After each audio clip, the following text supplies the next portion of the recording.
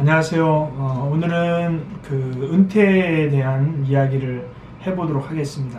보통 은퇴라고 얘기하면 노후라고도 얘기를 하는데 사실 두 가지가 거의 비슷한 얘기죠. 최근에 일본에서 정년을 60세에서 65세로 연장하는 방안을 지금 고민하고 있다고 하죠. 현재 우리나라의 정년은 60세죠. 직장을 나오게 되면 이제 문제가 되는 건 뭐냐면 현금 흐름이 중단된다는 게 가장 큰 문제이죠.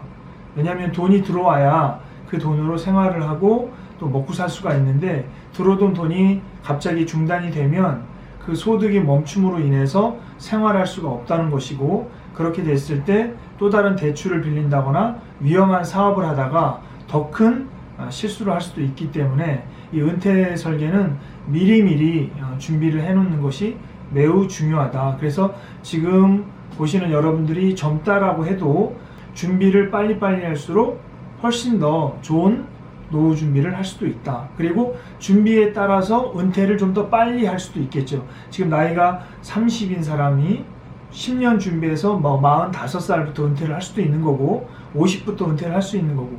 여기서 말하는 은퇴란 뭐냐? 사업을 하지 않아도, 일을 하지 않아도 먹고 살 수 있는 돈이 있다라는 것. 이게 바로 어떻게 보면 은퇴라고 할 수 있어요. 그래서 은퇴라는 얘기는 영어로 retire라고 해요. retire. 이거는 은퇴하다라는 동사인데 타이어가 우리 자동차 바뀌죠.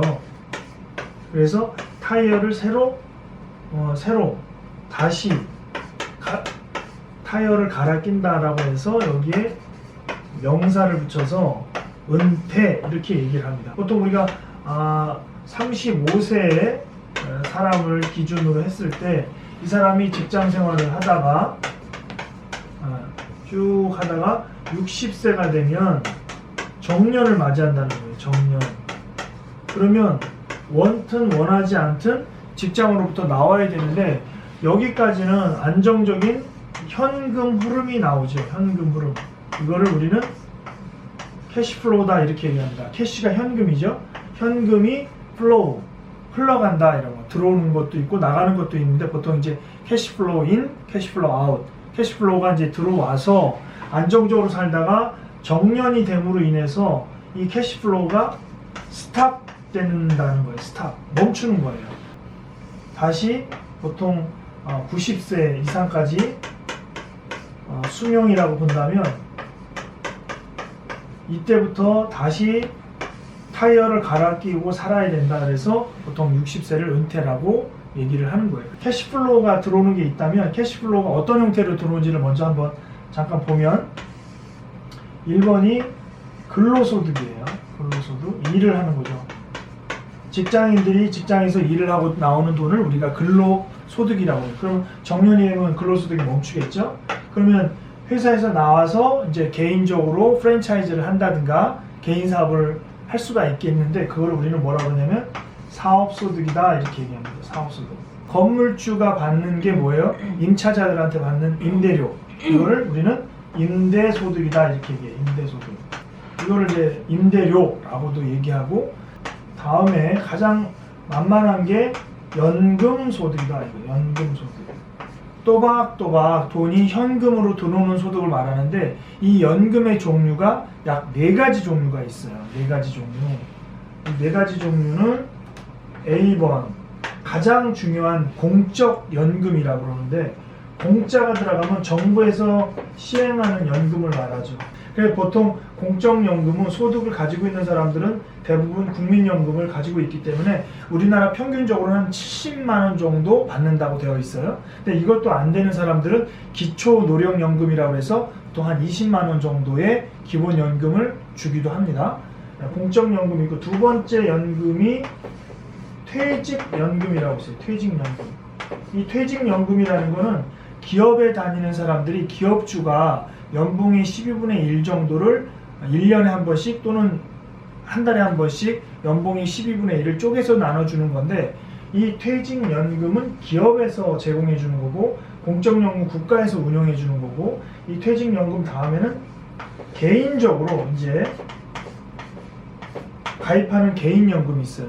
이 개인연금은 주로 민영보험사, 생명보험사나 손해보험사에서 주로 가입하는 건데 비과세되는 연금도 있고 또 세액공제연금, 세금을 줄여주는 연금도 있고 그런 게 개인연금이에요. 개인연금.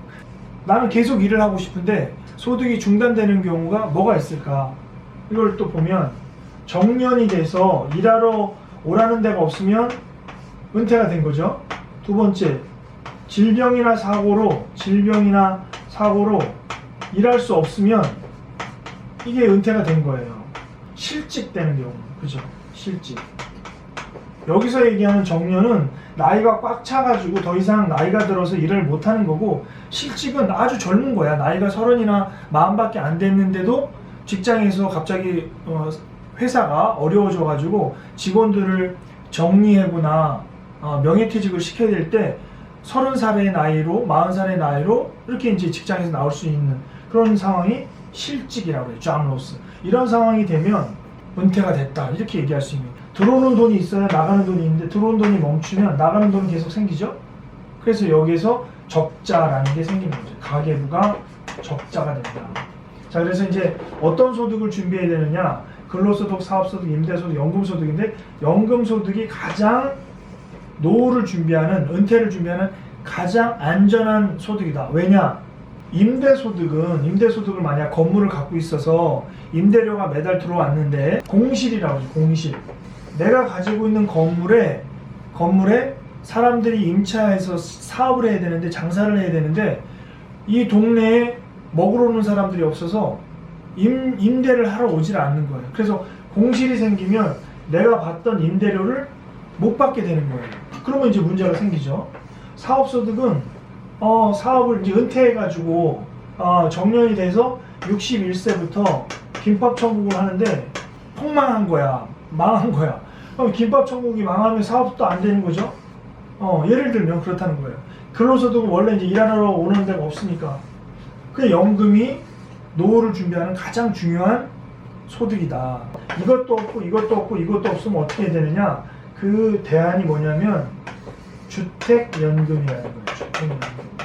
예를 들어 5억짜리 집을 갖고 있는데 만약에 이 5억짜리 집을 가지고 주택금융공사에다가 집을 담보로 맡기면 보통 억당 20만 원의 연금이 종신토록 나온다 이거예요.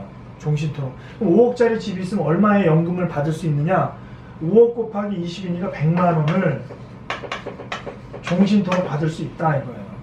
언제부터 신청할 수 있냐? 보통 60세, 부부 둘 중에 한 명이라도 60세가 되면 신청할 수가 있고, 주택 가격이 얼마 이하짜리 집만 선택할 수 있냐면 9억 이하, 그러니까 10억짜리 집은 주택연금이 안 되는 거야. 그럼 어떻게 해야 돼요? 10억짜리 집은 집을 팔아서 5억짜리 집을 사고 5억은 현금으로 맡기고 뭐 이렇게 하는 방법이 있겠지.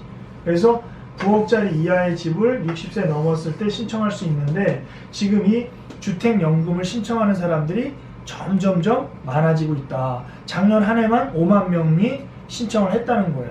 지분이 있는데 들어오는 돈이 없어. 그럼 어떻게 해요? 주택연금을 해서 돈을 받으면 이 주택연금이 좋은 점은 뭐냐면 내가 그 집에서 살면서 연금을 받는 거예요. 내가 그 집에서 그대로 살면서 연금으로 100만 원, 150만 원을 받다가 부부 두 명이, 부부가 남녀가 있으면 남편이 먼저 돌아가시고 그 다음에 부인이 돌아가실 때까지 연금이 나오다가 두 번째 생존자까지 사망하시게 되면 이때 이제 이 집이 주택금융공사 걸로 돌아가는, 나락게 되는, 끝나는 거예요. 그럼 이제 여기서 의문이 뭐냐면 5억짜리 집을 맡기고 100만 원을 12달, 한 10년을 받았다 칩시다. 그러면 100만 원을 12달 10년 받았으니 대략 1억 2천을 받은 거 아니에요. 근데 10년이 되는 날 부부가 갑자기 교통사고로 돌아가신 거야. 자꾸 죽는 얘기해서 좀 그런데 어쨌든 그런 사고가 난 거야. 그러면 5억짜리 집을 맡기고 1억 2천만 원만 받고 끝난 거잖아요. 그럼 너무 아깝잖아. 3억 8천이 남아있는데 그 3억 8천만 원은 남겨진 자식들한테 상속이 된다 이 얘기예요. 상속이 된다. 그러니까 아깝지 않죠. 그런데 이 부부는 너무 오래 사는 거야. 그래서 100만 원을 매월 한 60년 받은 거야. 60년. 그럼 어떻게 돼요? 7억 2천을 받은 거잖아요. 그죠? 그럼 5억짜리 집을 맡겼는데 7억 2천을 받았다. 그럼 5억 딱 되는 순간 더 이상 지불할 수 없습니다라고 멈추는 게 아니라 계속 지급한다 이 얘기예요. 그러니까 오래 살수록 좋은 거라는 거죠. 이 이외에도 연금을 하는 게 뭐 농지연금도 있고요. 농지연금. 전답 과손을 맡기면 연금으로 주는 것도 있고요. 증권사에다가 현금 자산을 맡기면 1억, 2억을 맡기면 펀드를 운영해서 매월 연금처럼 주는 월 지급식 펀드라는 것도 있고 월 지급식 ELS라는 것도 있고 아까 이 개인연금 중에서 생명보험사에 즉시연금이라는 게 있어요. 즉시연금. 이게 이제 주택연금하고 좀 헷갈리는데 주택연금은 집을 맡겨서 연금으로 받는 거고요. 이 즉시연금 또는 바로연금이라고 하는데 이거는 집을 맡기는 게 아니라 현금을 맡기는 거예요. 1억을 맡기면 다음 달부터 연금으로 돈을 주는 거예요. 조건은 여러 가지가 있는데 예를 들어 보통 이것도 한 20만 원 정도 나옵니다. 20만 원 정도 나와요. 2017년 기준인데 그러면 1억 원의 돈을 맡기면 한 20만 원이 나오는 거죠. 2억을 맡기면 한 40만 원이 나오는 거예요. 좀 어려운 얘기지만 이 돈을 이 보험사는 공시이율이라는 거로 운용을 하는데 공시이율 이 공시이율은 우리 정기예금 금리 시중금리가 변동하는 거에 따라서 얘도 변동하는 거야. 그러면 지금 시중금리가 올라가고 있어요 내려가고 있어요? 얼마 전까지 계속 내려가고 있었잖아요. 지금 이제 올라가기 시작하지만 그러면 금리가 계속 내려가면 즉시연금으로 1억에서 20만 원 받았는데 금리가 이렇게 계속 내려가면 얘는 받는 돈이 내려가겠죠. 금리가 내려가니까. 그러니까 내가 연금 20만 원 받다가 갑자기 19만 원, 18만 원 내려가더라 이 얘기예요. 그래서 즉시연금은 그런 문제 아닌 문제가 있을 수 있고 반대로 금리가 이제 올라간다. 그러면 어때요? 더 연금을 많이 받을 수도 있겠지. 그러죠? 그런 차이점이 있다라는 거. 기타 소득이라는 게 있어요. 기타 소득. 제가 이제 빚부터 갚아라라는 책을 써서 빚을 갚고 저축해서 투자해서 부자 되자 이런 책을 냈는데 만약 그 책에서 이제 인세가 조금씩 발생합니다. 아주 조금 발생하는데 그 인세라든가 지금 우리가 찍고 있는 이 재테크 과외 제가 유튜브 영상을 올리고 있잖아요. 만회를 넘어가면 조회수가 만회를 넘어가면 또 광고가 들어오는 거예요. 그럼 그 광고도 뭐가 돼요? 기타 소득이 되는 거예요. 그 다음 로열티 있죠. 로열티 어떤 뭐 특허를 냈는데 그 특허를 빌려주고 돈을 받는다든가 뭐 이런 것들을 우리는 기타 소득이라고 해요. 추가적으로 행복한 노후를 하기 위해서는 두 가지가 전제가 돼야 되는데 이런 돈 말고 어떤 건강이 굉장히 중요하겠죠. 건강하지 않으면 더 많은 돈이 들어가니까 그 다음에 가족들과의 관계, 친구들과의 관계 이런 관계도 매우 중요하다라는 거 말씀드리면서 은퇴에 대한 개괄적인 내용은 오늘 여기까지 하도록 하겠습니다.